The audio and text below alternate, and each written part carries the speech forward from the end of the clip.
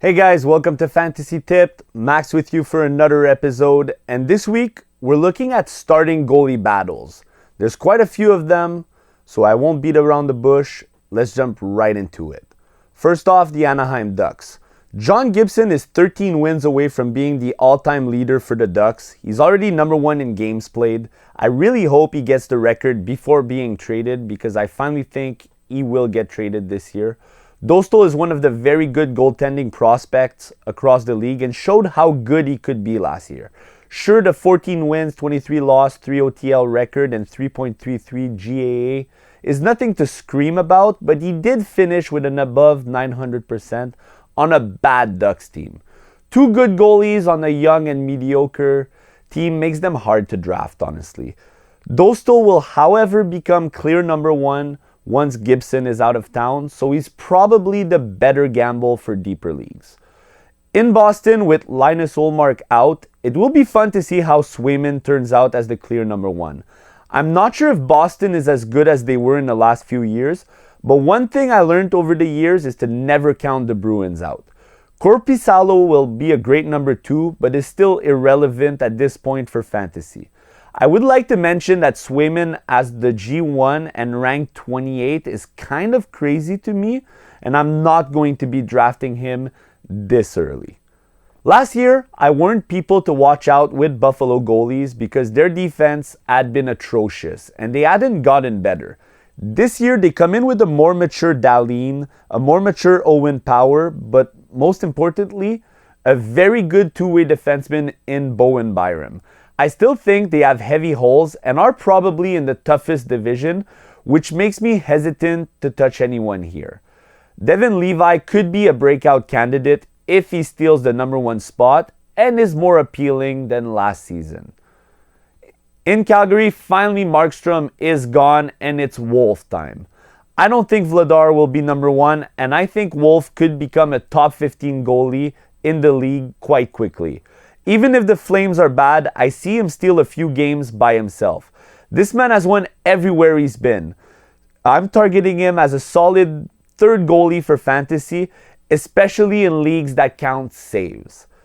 Freddie Anderson is always great to own because he's always good. The problem is, he's not there 90% of the time. Too early of a pick might hurt you in the long run. While Kochetkov is still progressing and heading in the right direction, after a 23-win, 13-loss, 4 OTL season, a lot of question marks here that I don't really own the answers right now. We'll have to wait for preseason.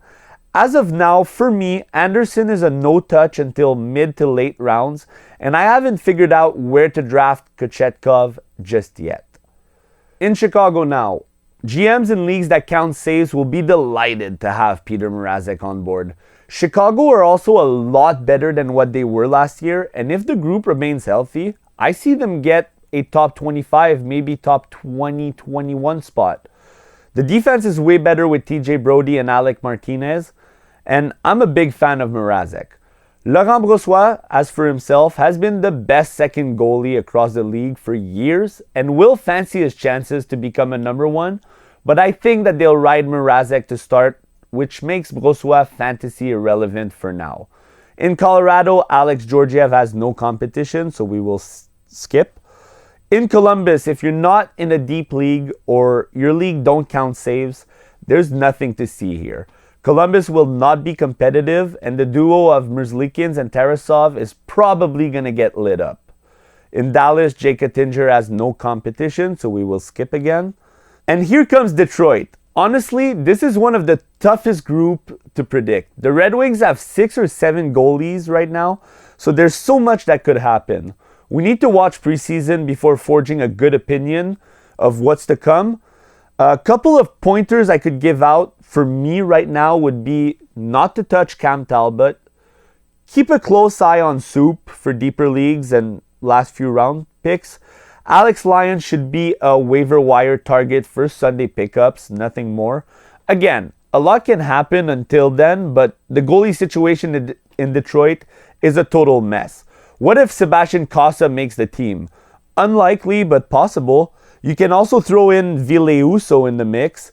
Gage Alexander, the return for Fabry, is also signed to the team. All in all, just don't gamble here. Stuart Skinner, no competition in Edmonton. Here's the clear-cut number one. And here comes one thing I don't think a lot of people will agree with me.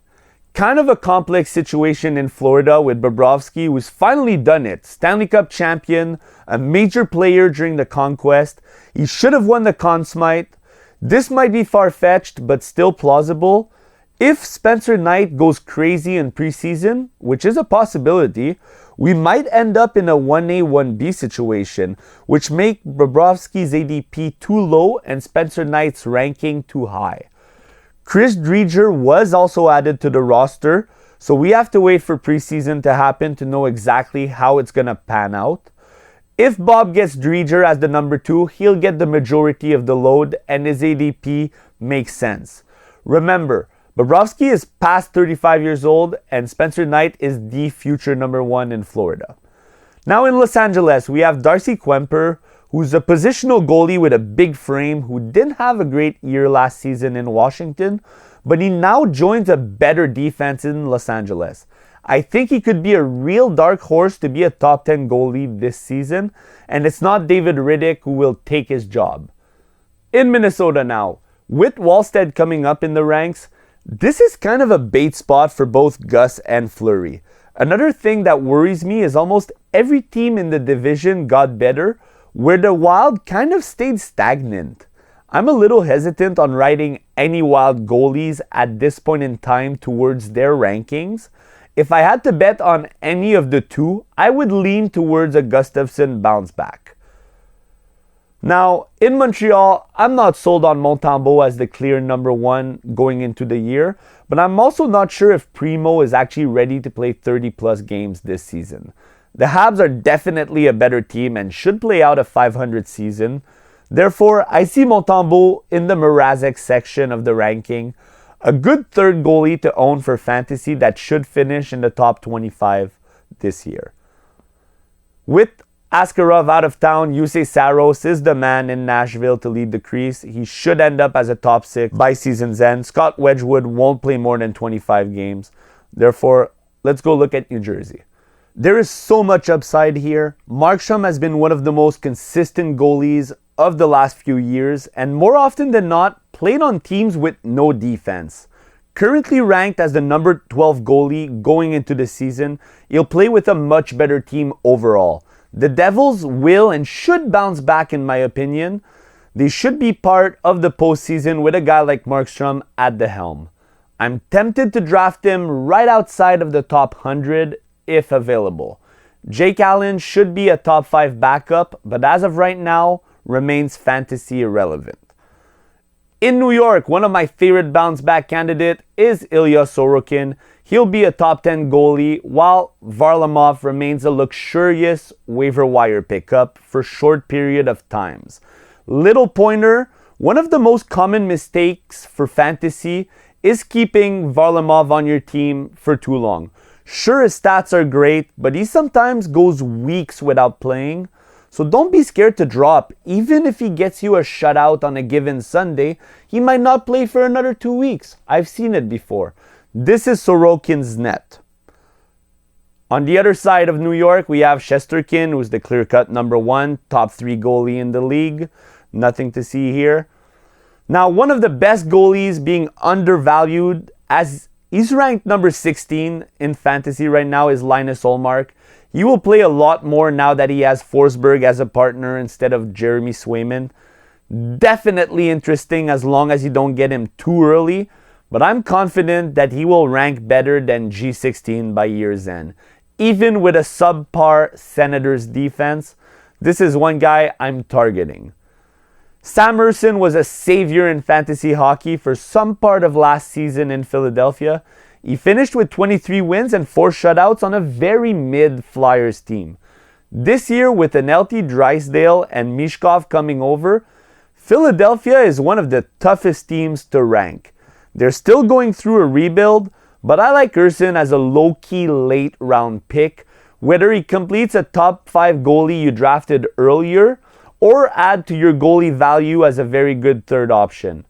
Fedotov is 6'8", 222 pounds, but hasn't done well at all, therefore remains fantasy irrelevant for now. In Pittsburgh, we have Tristan Jarry. I'm trying to be unbiased here as I'm really not a fan of Jarry. Every year I see people draft him way too low, and most times I smile looking at the draft board. This year, however, I hate to say it, I find value. I think the Pens will come out stronger than ever. It's their last chance as a group to make something happen. And yes, Nedeljkovic has so much potential, but he's so inconsistent. I think experience will prevail here, and Jarry will get the majority of the load. He definitely should be better than his G25 rank to start the year. Okay, in San Jose, let's keep it short here. Are the Sharks better? Yes. Did they acquire good players? Yes. Is Askarov a future top 10 goalie in the NHL? Yes. Should you draft either of these guys, talking about Mackenzie Blackwood and Askarov? No. Unless you're in the deep league that counts saves and the point system is worth a lot, I am not touching the Sharks until I see what goes on in the first month of the season. Now in St. Louis, we have Jordan Binnington, who is the gatekeeper between the good goalies and the depth goalies for fantasy. And I don't think that will change here this year. Him and Ofer should equally see the same workload as last year. Binnington should see more than 25 wins and remains a solid backup for fantasy. Joel Hofer will hover between being a fringe fantasy backup and a competent waiver wire pickup. In Seattle, we have Philip Grubauer, who is 49 wins, 61 loss, 11 OTLs since joining the Kraken in 2021. He hasn't had an above 900% save percentage since the 2020-2021 season, and that's enough for me to skip on draft day. Joey Decord has an amazing AHL number and was the best goalie in the league for a month last season. He finished with 19 wins, 18 losses, and 11 OTLs on a subpar Seattle team, and I see him take the number one spot early on. Grubauer is ranked as goalie 42, where Decord is ranked as goalie 36 going into the year. So if you go with the no goalie tactic early on, he's a great guy to rely on for end of drafts. In Tampa, best goalie in the league, Vasilevsky, no competition here. Now let's jump to Toronto. Okay. So Joseph Woll is the G13, and that's always so dangerous for a guy who's never played more than 25 games in the league. On top of that, he's injury prone. The Leafs remain a top 5 team with all the talent, and I'd even go to say that they now own a very solid defense. They acquired Chris Tanev, OEL. I wouldn't be surprised to see Anthony Stolarz steal the show, however. He went under the radar as Florida's number 2, and God knows how much Bobrovsky can be inconsistent. Stolarz ended up with 16 wins, 7 losses, and 2 OTLs, a 2.03 GAA, and a 925 save percentage. That would have probably made him number 1 in most teams. It's worth noting that he went 17, 14, and 3 on a rebuilding Ducks team from 2021 to 2023, so his skill and consistency are no problems. Woll at number 13 is a little scary. Stolarz at 26 could be a solid bargain. I think their ranking will be a lot closer by season's end. In Utah now, G31, G34 here, 2 more solid options for the no goalie tactic, or great guys to own as a third option to start the year. Connor Ingram tied for most shutouts last year with 6. Vejmelka is due for a bounce back, as I think he's a lot better than what he put out last season. The additions of John Marino and Sergachev will definitely help both of them, and they could honestly both be top 25 to top 28 options by season's end. In Vancouver, Demko will be the number 1 without too much competition. A little pointer here, the problem is, can he stay healthy? I think his rank of 46 and G7 is way too low, and you probably won't catch me owning Demko this season. Amazing goalie, too many question marks around his health and the team around him. Now, in Vegas, we have the 2024-2025 Walmart version of Ullmark and Swayman. We have Aiden Hill at number 14, who's a little low because just like Demko and Joseph Woll, he's known to have injury problems. Samsonov for himself has been wildly inconsistent with the Leafs, but I think he's one of the most overhated goalie in the league. You can say what you want about his GAA and his save percentage. This guy finds a way to win whether you like it or not. He gives you big saves when it matters most and he's locked in. And in Vegas, he gets one of the best coached groups in the league that has very few holes, and I see him exceed expectations this year. Once again, I'll be targeting Samsonov. I know a lot of you guys will not agree, but I'm all in on the Vegas goalies. In Washington, G21 and G23, Logan Thompson, Charlie Lindgren, very hard to tell which one will take it and run. This is classical 1A and 1B at work. Some weeks you'll be screaming of happiness, and other weeks you'll need Advils to cure the headaches. With their current rankings, there's guys you can draft later on that has less of a risk than any of these two. I see the Caps being competitive, but I don't have the answers right now as to who's going to be number one. Is it going to be 1A, 1B?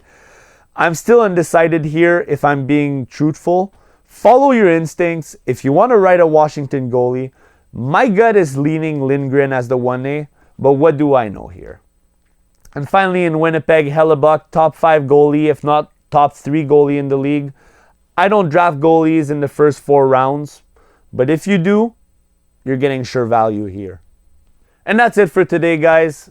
Thank you for watching. If you like the content, please click the like button, subscribe to our channel. It's always much appreciated, and I will catch you next week.